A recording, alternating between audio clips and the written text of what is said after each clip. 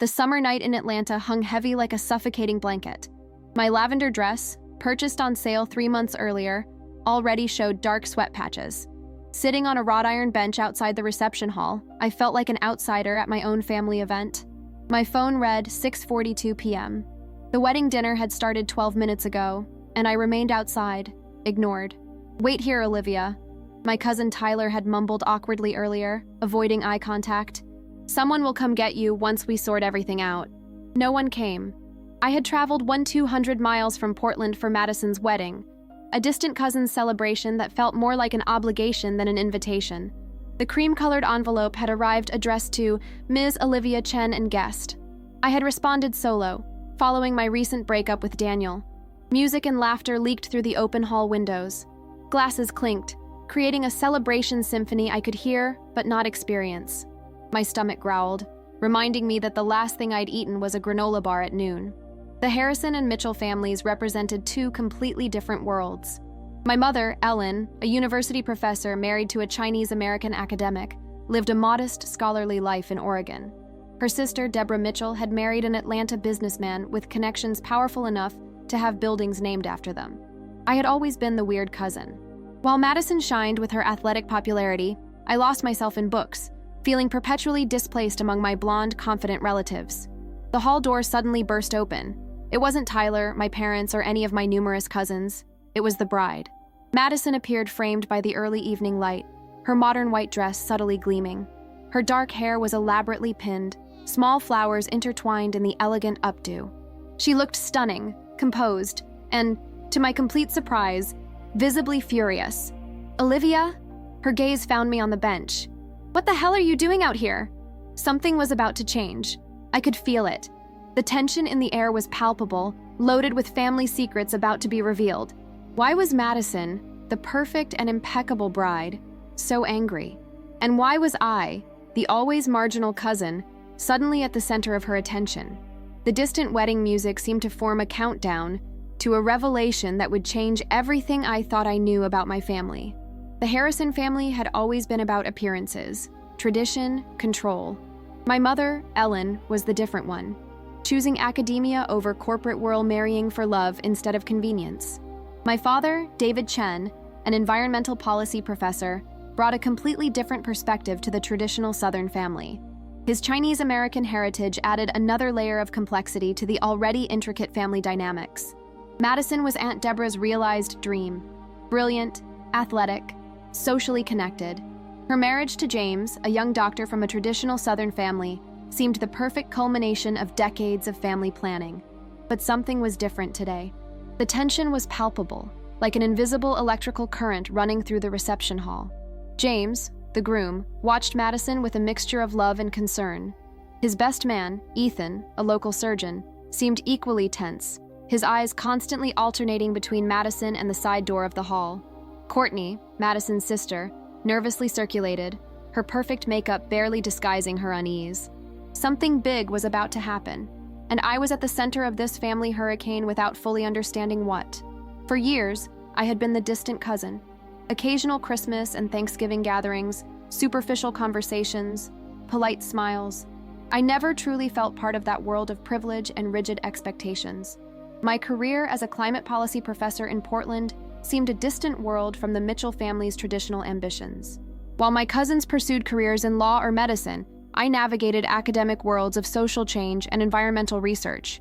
What did Madison want? Why, in the middle of her meticulously planned wedding, was she pulling me from the outside bench and bringing me inside? Her eyes met mine, a mixture of determination and something more. Perhaps fear, perhaps hope. A family secret was about to be revealed, and I had the unsettling feeling that I would be at the epicenter of this earthquake. The music lowered.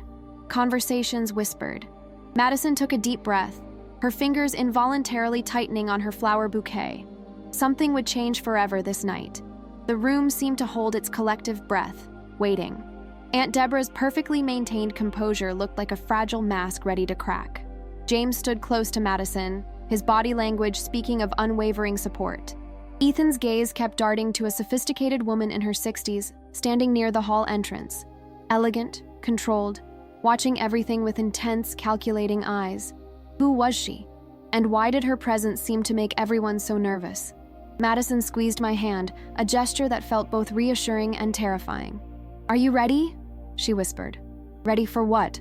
I wanted to ask. But something told me I was about to find out whether I wanted to or not. The tension in the hall was palpable as Madison guided me to the head table. Curious glances and whispers followed our every move. Aunt Deborah, immobile near the buffet, watched the scene with an expression mixing anger and contained panic. "You're sitting here," Madison declared, indicating the chair beside her. "I won't accept no for an answer." James approached discreetly. "Are you sure about this?" he whispered. "Absolutely," she responded firmly. Ethan, James's best friend, watched everything with a strangely tense expression. His gaze alternated between Madison and an unknown woman near the entrance hall. Elegant, around 60, dressed in an impeccable navy blue suit. "Who is that woman?" I asked Madison. Before she could respond, Aunt Deborah materialized beside us, her social smile perfectly calculated. "Madison, darling, we need to talk," she said, her voice a model of controlled composure. "Now." Madison didn't move. "Not now, Mom. I'm busy." The conflict was obvious. Years of family tradition versus Madison's determination to do something different. "Olivia shouldn't be here," Deborah insisted, her eyes throwing daggers in my direction. "The seating arrangement was carefully planned for weeks. And now it will be modified," Madison retorted. The mysterious woman near the entrance observed everything, her face a mask of controlled emotions. "You're causing a scene," Deborah hissed. "At your own wedding." Madison leaned forward, her voice low and dangerously calm. "It's exactly my wedding, which means I can do exactly what I want." James placed a reassuring hand on Madison's shoulder, a gesture screaming support and complicity. The DJ, sensing the tension, increased the music volume, as if trying to muffle the family confrontation in progress. "There's something you need to know," Madison whispered to me. "Something about our family, about a person who was completely erased from our history." Before I could ask for more details, she stood up. "Ladies and gentlemen," her voice echoed through the hall, surprisingly strong. "Today is not just about celebrating my marriage. It's about restoring a truth that has been silenced for decades." The mysterious woman took a step forward. "This is Diana Collins," Madison announced. "My Aunt Catherine Harrison, the sister my family pretended didn't exist." A shocked murmur ran through the hall. Aunt Deborah seemed to freeze, her perfect makeup suddenly looking like a fragile mask about to crack. Diana remained motionless, her eyes scanning the hall with a mixture of determination and vulnerability. Madison continued, "Catherine was banned from the family 30 years ago. Not because she did anything wrong, simply because she loved someone the family did not approve of." The silence was deafening. Richard Harrison Sr., the family patriarch, watched from his table. His expression was a carefully constructed mask of aristocratic neutrality, but his blue eyes, the same Harrison family eyes, revealed an underlying tension. Courtney moved closer to her mother, a protective gesture that spoke volumes about the family's unspoken dynamics. James stood beside Madison, his hand subtly touching her back, a silent promise of support through whatever was coming. "Some truths take decades to be revealed," Madison said, her voice clear and determined. The room held its collective breath. What more would be uncovered on this unexpected night? Aunt Deborah's reaction was immediate. Her face, previously a perfect social mask, now revealed a mixture of fear and anger. "This isn't happening," she muttered, almost to herself. "Not here. Not now." James approached Madison, his physical support almost tangible. "I'm with you," he whispered, "no matter what happens." Diana remained stationary near the entrance, her elegant posture contrasting with the surrounding agitation. Her eyes, sharp and observant, seemed to study each family reaction. Courtney moved discreetly, positioning herself close to Deborah, as if she needed to contain her physically. "Catherine was the youngest," Courtney quickly explained to me. "Different from everyone else. An artist, a photographer, someone who didn't fit into the family's traditional plans." Ethan approached, offering a champagne flute. "Complicated, huh?" "That's an understatement," I responded. "Families always are," he said, his gaze meeting Diana's. I realized then, Ethan knew something beyond what was being revealed at that moment. Ryan Madison's younger brother was tensely conversing with a waiter near the kitchen. Money seemed to change hands. A discreet nod was exchanged. "What's Ryan doing?" I asked Courtney. She avoided my gaze. "Nothing important." But her tone betrayed that much more was happening beneath the surface. Harrison Sr., the family patriarch, observed everything from his table, his expression an aristocratic mask of neutrality. But his eyes, the same blue eyes of the family, revealed an underlying tension.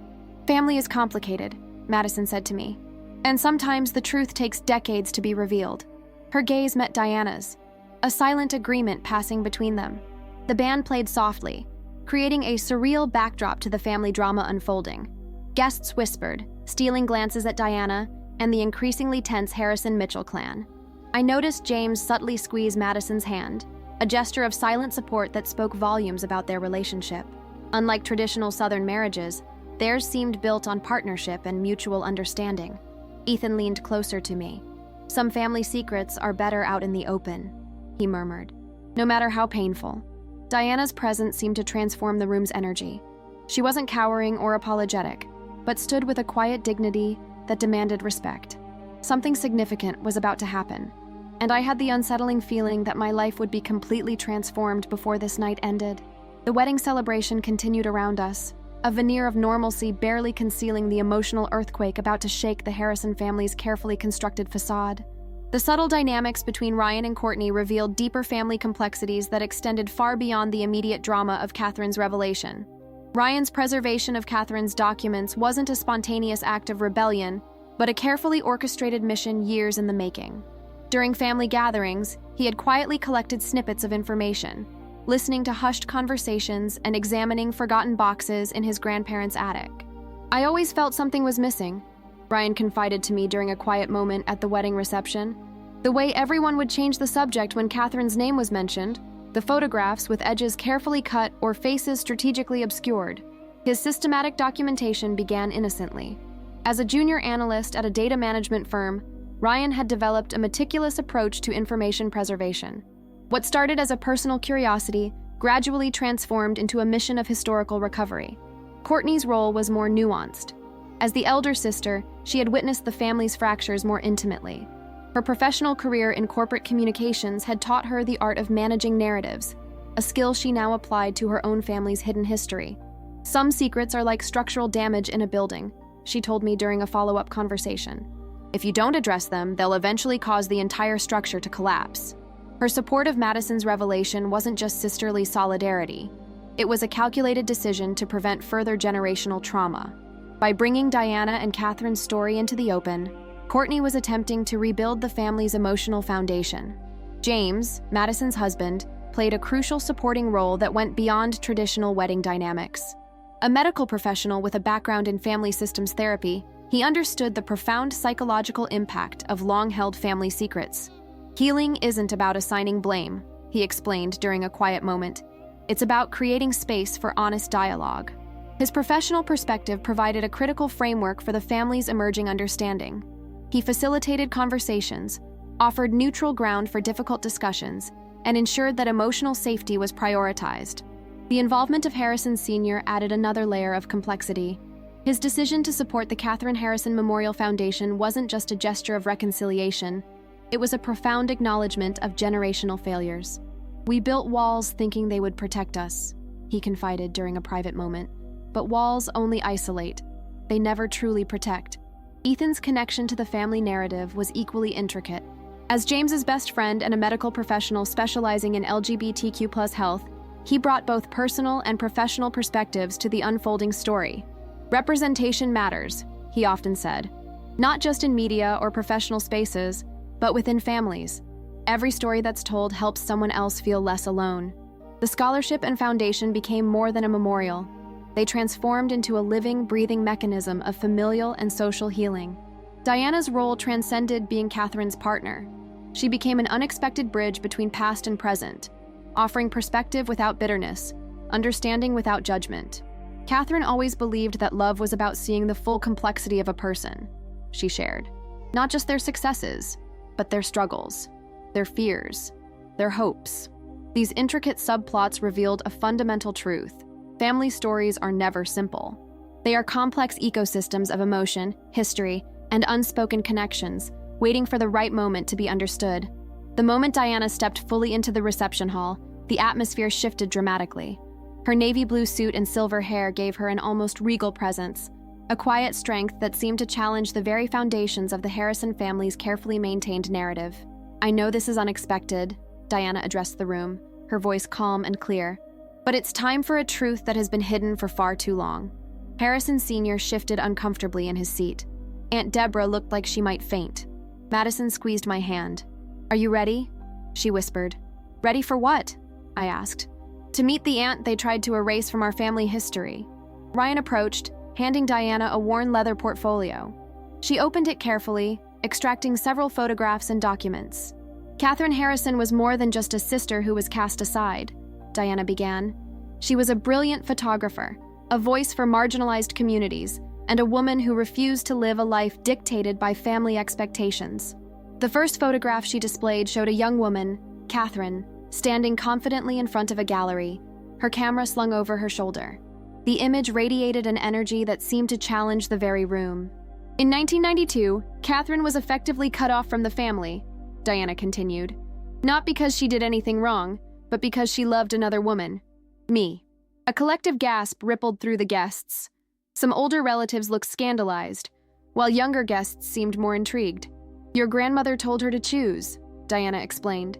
"Between her family and her truth. Catherine chose her truth." Aunt Deborah's perfectly maintained composure began to crack.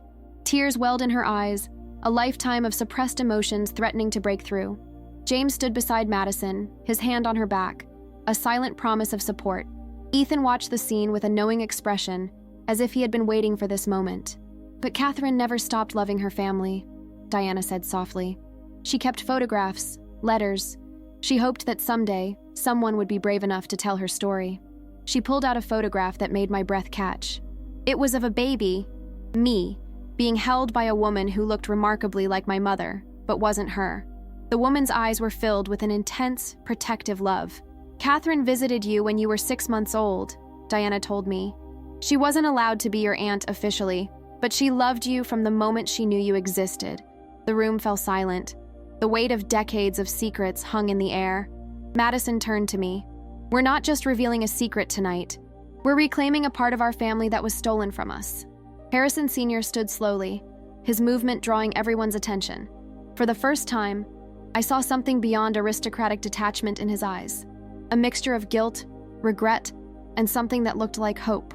"Perhaps," he said, his voice rough with emotion, "it's time we listened." Aunt Deborah made a small, choked sound. Courtney moved closer to her, a protective gesture that spoke volumes about family bonds that transcended past hurts. Diana extended her hand toward the family, an invitation and a challenge. "Are we ready?" she asked. "To be honest with each other?" The question hung in the air, pregnant with possibility. Years of silence, of secrets, of pain, all balanced on the edge of a moment that could either heal or fracture the family forever. The moment Diana stepped forward was more than a personal revelation. It became a collective reckoning for the entire Harrison family ecosystem. Each family member experienced the revelation through their unique lens, creating a complex tapestry of emotional responses. For Courtney, the moment represented professional crisis management transformed into personal healing. Her years of carefully navigating family dynamics suddenly shifted from maintaining appearances to facilitating genuine connection. "We've been performing a version of family that wasn't real," she whispered to Ryan during a quiet moment at the reception.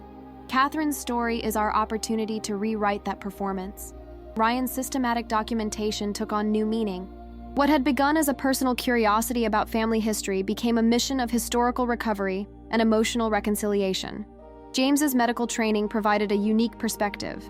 He understood trauma's intergenerational transmission, recognizing that Catherine's exclusion had created psychological wounds extending far beyond a single relationship. "Healing isn't linear," he explained to Madison later. "It's a complex network of individual and collective experiences." Madison's decision to reveal Catherine's story was not impulsive, but a carefully considered act of familial rebellion. She had spent months researching, collecting evidence, understanding the potential emotional seismic shift her revelation would trigger. Ethan's role as an observer turned participant highlighted the intricate ways personal and collective narratives intersect. His medical background allowed him to recognize the emotional mechanisms driving family dynamics. Harrison Sr. His reaction was perhaps the most nuanced. Decades of maintaining familial power structures crumbled in moments of vulnerability. His acknowledgement of past wrongs became a profound act of personal and generational accountability. "Some mistakes take generations to correct," he repeated, but now with a sense of active commitment rather than passive resignation. Diana's presence was transformative. She wasn't seeking revenge or dramatic confrontation, but offering a pathway to understanding. Her calm, steady presence became a mirror, reflecting the family's unspoken complexities. The younger generation, cousins, nieces, nephews, watched with a mixture of shock, curiosity, and hope. They were witnessing a real-time deconstruction of familial myths, understanding that identity is fluid, complex, and constantly evolving.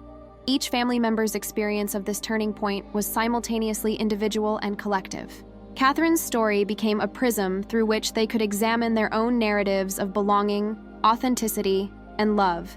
The revelation was not an endpoint, but a beginning, a collective breath of truth that allowed everyone to see each other more clearly, more honestly. The silence following Diana's question was electric.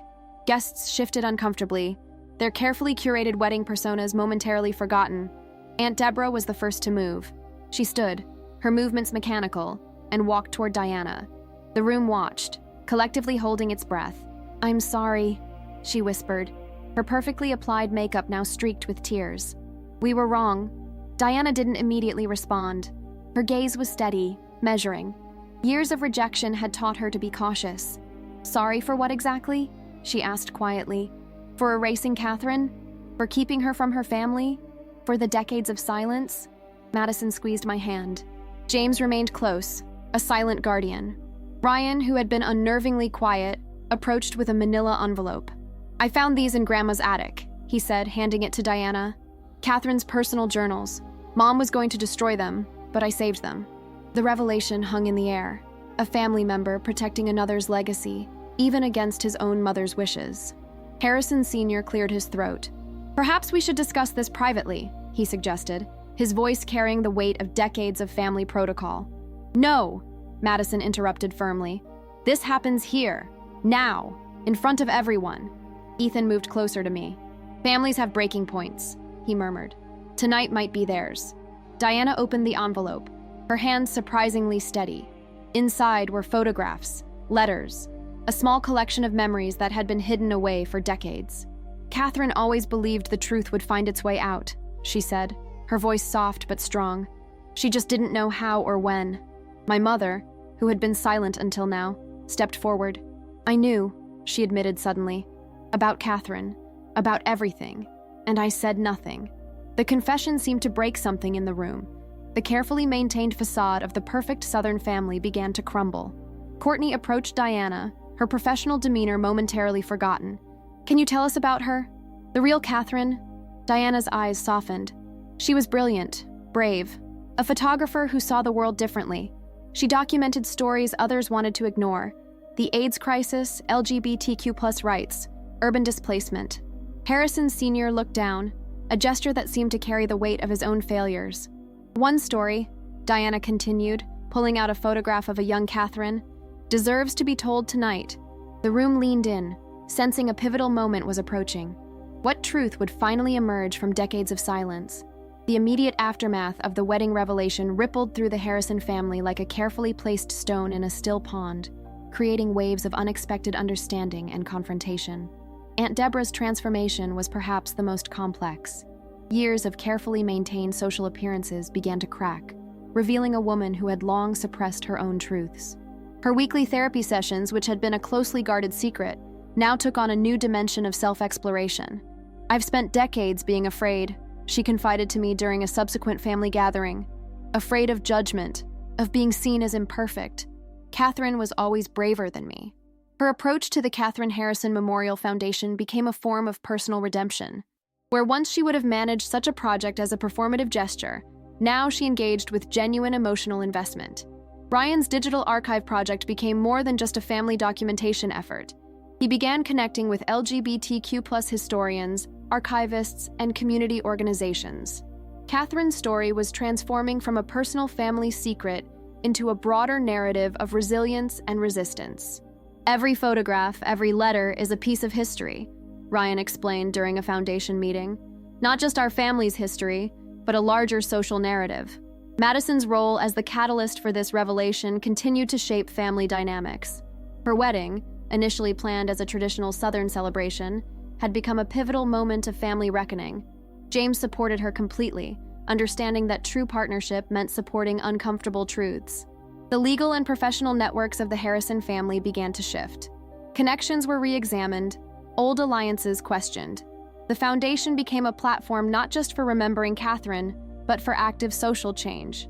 Ethan's medical practice started focusing more intensively on LGBTQ+ health initiatives. His personal connection to the story drove him to create more inclusive healthcare programs, bridging professional expertise with personal understanding. Diana's continued presence in the family's life was both a healing force and a gentle challenge. She didn't demand reconciliation, but offered a patient, understanding pathway to connection. Healing isn't linear, she often said. It's a complex journey with many unexpected turns. My own academic work began to integrate these personal discoveries. My research on climate policy subtly shifted to include more comprehensive discussions about social resilience, family dynamics, and the power of hidden narratives. Harrison Sr.'s transformation was perhaps the most surprising. The patriarch who once represented rigid traditional expectations now became an unexpected ally in the Foundation's work. Some mistakes take generations to correct, he repeated, but now with a sense of active commitment rather than passive acknowledgement. The younger generation of the family, cousins, nieces, and nephews, approached family gatherings differently. No longer were these events about maintaining a perfect facade, but about genuine connection and understanding. Courtney's professional skills in communication found a new purpose. She began consulting with organizations about inclusive storytelling, using the family's journey as a case study in authentic representation. Each family member's reaction was a unique journey of healing, understanding, and gradual transformation. The revelation about Catherine was not an endpoint, but a beginning, a collective breath of truth that allowed everyone to see each other more clearly. Diana's photograph captured Catherine at 25, standing confidently in front of her first major photography exhibition in San Francisco. Her eyes blazed with determination, a visual representation of a woman who refused to be silenced. Catherine understood something fundamental about family, Diana explained. That love isn't about conformity, but about acceptance. Madison stepped forward. We're establishing the Catherine Harrison Memorial Scholarship for LGBTQ+ artists, a way to ensure her legacy continues. James placed a supportive hand on her shoulder, a silent testament to their partnership. The scholarship will provide full funding for young artists from marginalized communities, Madison continued. Funding Catherine never received from our family. Aunt Deborah, her composure finally crumbling, approached Diana. I want to understand, she said, her voice breaking. Tell me about her. Really tell me. The room held its collective breath. Years of unspoken pain hung in the air. Diana began sharing Catherine's story, how she discovered photography as a teenager, how she documented marginalized communities in San Francisco during the AIDS crisis, how she fell in love, built a life, created art that challenged societal norms. She never stopped loving this family, Diana said softly, even when the family stopped loving her. Ryan pulled out another envelope. I found something else, he said, handing it to Diana. Catherine's personal letters to her family, letters never sent. The most powerful weapon of truth, it seemed, were the words Catherine had written but never shared. My mother stepped forward, her academic composure momentarily abandoned. I knew about Catherine, she admitted, but fear kept me silent. Fear of losing my own place in the family. Harrison Sr. spoke for the first time with genuine emotion. We were wrong, he said simply. Generations of us were wrong. Ethan approached me during a quiet moment. Family isn't about perfection, he said. It's about showing up, even when it's difficult. His words resonated deeply. I thought about my own journey, feeling always slightly outside, never quite fitting the Harrison mold. Diana pulled out one final photograph. It was of me as a baby, taken secretly during a rare family gathering. Catherine had been there, watching, loving from a distance. She never stopped believing you would know her story someday, Diana told me. The room seemed to collectively exhale. Decades of secrets, of pain, of separation were dissolving. Madison turned to the wedding guests. Tonight isn't just about my marriage, she announced. It's about reclaiming our family's true history, about honoring those we've lost, about choosing love over tradition. James raised his champagne glass. To Catherine, he said. To Catherine, the room responded. A mix of voices carrying different emotions: guilt, love, hope. Courtney approached Diana, her professional demeanor replaced by genuine vulnerability. Can we stay in touch? Learn more about her? Diana's smile was both sad and hopeful. She would have loved that. As the wedding celebration continued, something had fundamentally shifted. The Harrison family was no longer just a name, a tradition. It was becoming something more complex, more human. I looked around the room, at my newly discovered connections, at the layers of history being rewritten in real time, and realized that some stories take generations to be told properly. The remainder of the wedding reception transformed into something beyond a typical celebration. What had begun as a meticulously planned social event had become a raw, emotional family reunion. Diana sat at a corner table, surrounded by a growing circle of curious relatives. Ryan and Courtney listened intently as she shared stories about Catherine's life in San Francisco, her groundbreaking photography, her activism during the AIDS crisis. Your aunt didn't just take photographs, Diana explained. She documented moments of profound human dignity during incredibly difficult times. Harrison Sr. approached slowly, his usual commanding presence softened by vulnerability. May I? He asked, gesturing to an empty chair. The room watched, stunned by this unprecedented moment of humility from the family patriarch. Ethan found me near the bar. Quite a night, he said, offering me a glass of water. That's an understatement, I replied. Sometimes families need a seismic event to truly see each other, he observed. Your cousin Madison just triggered that earthquake. Madison, still in her wedding dress, moved between groups. Her original wedding plan had been forgotten, replaced by this unexpected family reconciliation. We're not just revealing a secret, she had told me earlier. We're reclaiming a lost narrative. My mother and Aunt Deborah stood together, speaking in hushed, intense tones, perhaps for the first time in decades without their usual defensive barriers. James watched his new wife with a mixture of pride and concern. He understood the risk she had taken, exposing family secrets on what was supposed to be their perfect day. There are more photographs, Ryan whispered to me, showing a digital folder on his phone. Catherine documented everything, our family's hidden history. The wedding photographer, initially confused by the dramatic turn of events, now captured these raw, emotional moments, a documentation of healing that would become far more significant than traditional wedding photos. Diana's presence continued to transform the room's energy. She wasn't seeking revenge or drama, but offering a pathway to understanding, to reconnection. Catherine always believed, she told a group of younger relatives, that truth, however painful, was always better than comfortable silence. Across the room, I caught Madison's eye. She winked, a gesture that suggested this was far from over. The night was young, and the Harrison family's true story was just beginning to unfold. Something significant was coming. I could feel it in the charged atmosphere, in the whispered conversations, in the way Diana's mere presence seemed to challenge decades of carefully maintained family mythology. The hours leading to Diana's revelation were a complex choreography of suppressed emotions, unspoken tensions, and carefully maintained family facades.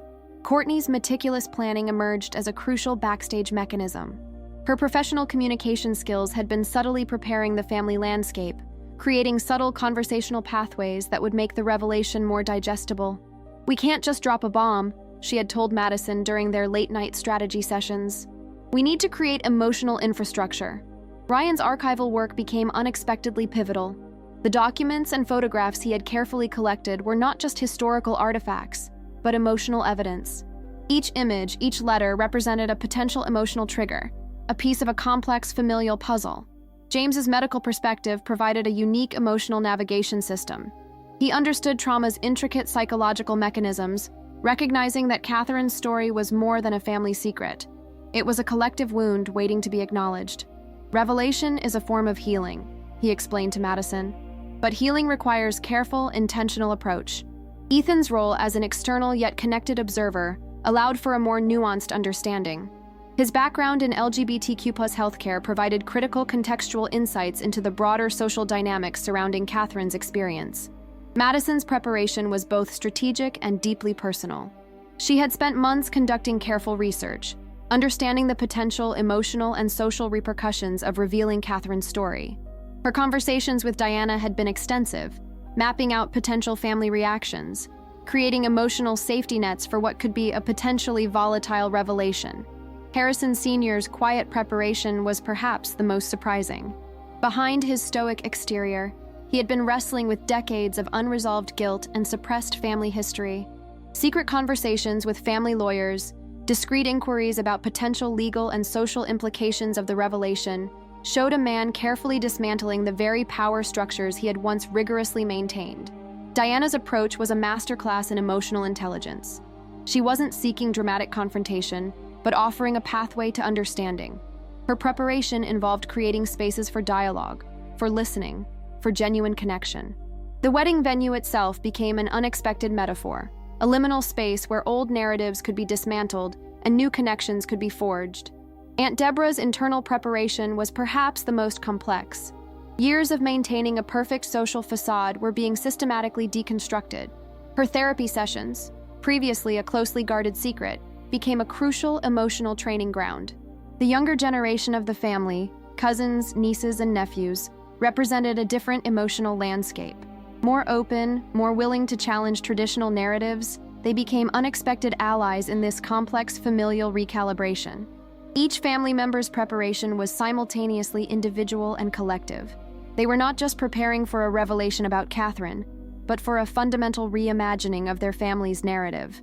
The moments before Diana's appearance were charged with a mixture of anticipation, fear, hope, and a collective, unspoken desire for authentic connection. As the evening progressed, Diana opened a leather portfolio that seemed to hold the family's most guarded secrets. The room fell silent as she began to speak. Catherine's final project was about family, she announced. Not the perfect posed family photographs everyone expects, but the raw, complicated truth of family connections.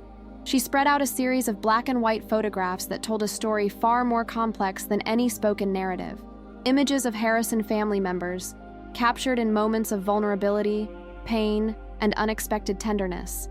A photograph of Harrison Sr. showed him not as the intimidating patriarch, but as a man weighted by generations of expectation. Another captured Aunt Deborah in a moment of profound loneliness, staring out a window. These were the photographs Catherine was working on when she became ill, Diana explained. She called it the invisible threads, showing how families are connected even when they believe they're torn apart. The most striking image was of my mother, taken years ago. She was holding a letter, tears silently falling, her expression a mixture of grief and something else. Hope, perhaps. Catherine knew, Diana said softly, that secrets have a way of finding light. Suddenly, Ryan approached with another envelope. "There's more," he said, his voice trembling slightly. Inside were documents, legal papers, letters, a birth certificate that seemed to challenge everything the family thought they knew. Catherine was more than just the sister who was cast out, Diana continued. She was a legal advocate, a documentarian of marginalized communities. These papers prove she was fighting for rights long before it was acceptable. Madison stepped forward. "We're establishing a foundation in her name, not just a scholarship, but a legal advocacy group for LGBTQ+ rights." Harrison Sr. stood, his movement drawing everyone's attention. For the first time, he looked truly vulnerable. "We were wrong," he said, his voice breaking. "Generations of us were wrong." The room held its collective breath. Decades of family mythology were crumbling in real time. Aunt Deborah approached Diana, years of pain and suppressed emotion written across her face. "Can you forgive us?" she asked, her voice barely a whisper. Diana's response was unexpected. She reached out and took Deborah's hand. "Forgiveness isn't about forgetting," she said. "It's about understanding." My mother pulled out an old photograph, one I'd never seen before. Catherine, young and vibrant, holding me as a baby. A connection that had been deliberately erased was now being restored. "She loved you," Diana told me. "Even from a distance, she loved you." The wedding reception had transformed completely. What was meant to be a celebration of Madison and James's union had become a profound moment of family reckoning. James raised his glass. "To Catherine," he said. "To the truth." "To Catherine," the room responded, a chorus of voices carrying different emotions: guilt, hope, pain, love. As the night wore on, something fundamental had shifted. The Harrison family was no longer just a name or a tradition. It was becoming something more, something real, something human. I looked around the room, at my newly discovered connections, at the layers of history being rewritten in real time, and realized that some stories take generations to be told properly. The revelation about Catherine transformed our family landscape more profoundly than anyone could have anticipated. 3 months after the wedding, the tremors of truth continued to reshape our understanding of connection, identity, and belonging. My weekly video calls with my mother had evolved from cautious, surface-level conversations to raw, honest dialogues about family history. Ellen no longer hid behind academic detachment. She shared stories about Catherine that she had buried for decades. Catherine's rebellious teenage years, her passion for photography, the moments of connection that existed beneath the family's carefully constructed silence. "I was afraid," she confessed during one call, her voice breaking. "Afraid of losing my place in the family, afraid of challenging the narrative we'd all agreed to maintain." Aunt Deborah's transformation was even more remarkable. The perfectly coiffed, image-obsessed woman I had known my entire life began to deconstruct the very walls she had spent years building. She started attending PFLAG meetings, not as a performative gesture, but as a genuine attempt to understand the pain she had caused Catherine. "Your aunt was extraordinary," she told me during a lunch in Atlanta, her perfectly manicured hands trembling slightly, not just because of her sexuality or her art, but because she refused to be erased, something I never had the courage to do. Harrison Sr.'s evolution was perhaps the most surprising. The family patriarch, once a symbol of rigid traditional expectations, began actively supporting the Catherine Harrison Memorial Foundation. His connections in Atlanta's business community became a powerful tool for fundraising and visibility. "Some mistakes take generations to correct," he told me during a foundation planning meeting, "but they must be corrected nonetheless." The foundation itself became a living memorial to Catherine's legacy.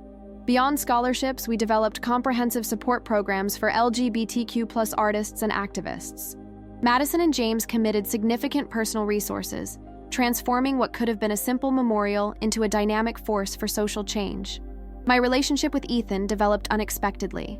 What began as a chance encounter at the wedding blossomed into a partnership both personal and professional. A surgeon with a background in public health, he understood the importance of visibility and advocacy. "Catherine's story," he often said, "is about more than just one family's secrets. It's about how we create space for authentic human experience." Ryan emerged as an unexpected family historian. He digitized Catherine's photographs, conducted interviews with her old colleagues and friends, and began compiling a comprehensive documentary about her life. His dedication was a form of redemption, a way of reconnecting with the aunt the family had lost. Diana became a bridge between the past and present. Her visits to Portland, where we worked together to organize Catherine's archives, were part historical preservation, part family therapy. She didn't just share stories, she helped us understand the context of Catherine's life, the challenges of being a queer artist in the late 20th century, the courage required to live authentically. "Documentation is resistance," she would say, carefully sorting through photographs and journals. Catherine understood that before many others did. The family reunions transformed. No longer rigid performances of perfection, they became spaces of genuine connection. Uncomfortable conversations were welcomed. Vulnerability was not just tolerated, but celebrated. During one such gathering, Courtney shared something that struck me deeply. "Catherine always said that families are like ecosystems," she told me. "When one part is suppressed, the entire system becomes unhealthy. By acknowledging her, we're healing something much larger than just our immediate family." My own journey of discovery continued. Each photograph, each letter from Catherine's archive, revealed layers of a woman who was so much more than the family secret she had been reduced to. A brilliant photographer, an activist, a woman who loved deeply and fought passionately for visibility. The Catherine Harrison Memorial Foundation became more than a tribute. It became a living, breathing entity that challenged societal norms, supported marginalized voices, and created opportunities for those who had been systematically silenced. As I organized her photographs one evening, surrounded by the visual evidence of a life both extraordinary and heartbreakingly ordinary, I understood something profound. Some stories don't just wait to be told, they demand to be heard. Catherine's spirit, resilient, compassionate, unafraid, was no longer confined to whispered family secrets. She had become a catalyst for change, a beacon of authenticity that illuminated not just our family's hidden corners, but broader conversations about love, identity, and belonging. Some stories take generations to be told. Some truths wait patiently to be discovered. On that wedding night, our family chose authenticity over appearance, love over tradition. Catherine's spirit, resilient, compassionate, unafraid, lives on. Not in silence, but in the voices of those who now dare to tell her story. What hidden stories exist in your family? What truths have been silenced? Every family has layers waiting to be understood. Start a conversation. Ask questions. Listen without judgment. Your family's most powerful story might be the one that's never been told. Are you brave enough to listen?